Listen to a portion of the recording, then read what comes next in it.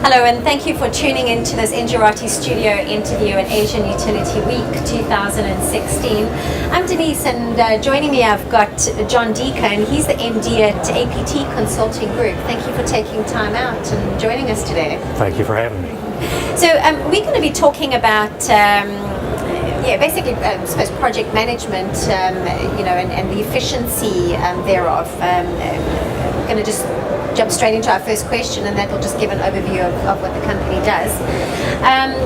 So basically, APT Consulting Group offers an engineering, planning, and consulting service for electric power and renewable energy projects in Southeast Asia. Right.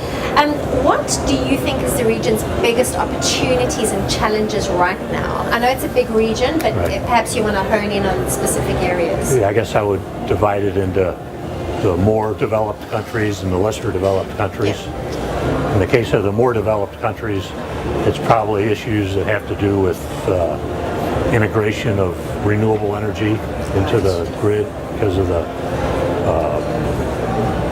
most countries now are trying to do what they can for climate change, and so they're developing more and more renewables, which implies distributed generation, which has a whole set of issues associated with that as far as the distribution and transmission network is concerned. So, right. And then in the case of the lesser developed countries, there's those things, plus the more traditional generation issues and providing service to people that may not have it yet. Yeah. So distribution and transmission system expansion and those kinds of things. Right, okay.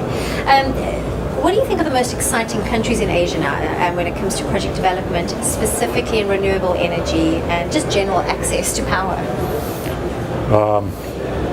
I guess the most exciting is probably the least developed, just because there's more opportunity there. Of course, with more opportunity, there's also probably more risk, both at the project level and also at the financial level. Right. Any particular countries that come to mind? Well, we're kind of looking a lot at Myanmar right now. Oh, okay. There seems to be a lot of financing available from like Asian Development Bank, World Bank, other institutions like that.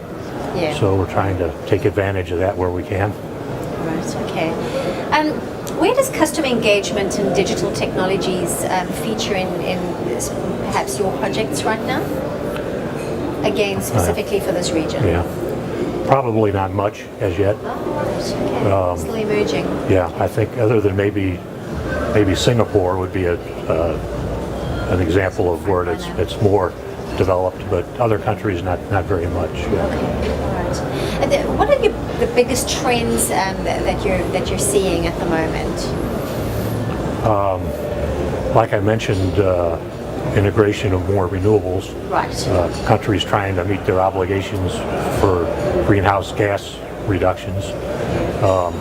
There's also slowly a trend toward more regional interconnection of transmission systems. Yeah. Those are probably the two biggest things as far as our work is concerned. Yeah, no, for sure. The challenges that the energy sectors face in this particular region, are they very different from the challenges that, for example, Europe and the US are experiencing? I would say they're probably not different, but they lag. So what's being experienced here maybe was experienced in Europe or North America several years ago already, which is in a way means that this region can learn from those experiences. Yes. But also there's a tendency to think that maybe there's some difference or some reasons why they can't directly adapt those experiences. So it's still a little bit of a learning curve. Yeah, I'm sure. Startups and innovators, how are they viewed by the energy sector here in Asia? They're encouraged, I guess, at the development stage. Governments and universities, I think they try to encourage new technologies. Yeah. But then when it comes to actually marketing a product or service to a utility, for example, they don't want to necessarily be the first ones to use a new technology. Right. And also companies or financial institutions that are putting money into a project, they like to see tried and true technology. So that's a kind of an obstacle to new stuff. Yeah. I sort of get the feeling that innovation and startups, it seems to be a bit of a tricky situation, even in Europe actually, and even in the States, where I think a lot of innovators and startups sort of find themselves in a difficult situation financially, and perhaps from a competitive point of view, they're not quite sure which way to turn. Right. Do you see this changing in the near future? It's kind of an attitudinal issue, I think, with electric utility industry in general. All right. Across the globe? Yeah. Yeah. Okay. Kind of a conservative thinking that you don't want to be the first. Yeah. Well, what's your take on that? I mean, surely that should be changing. From what I can see, the sector is calling for innovation, right?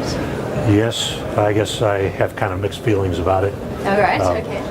If it was my money being invested in a multi-million or billion-dollar project, I'm not sure I'd be the one to try the newest technologies either, right? All right. Okay. Understandable.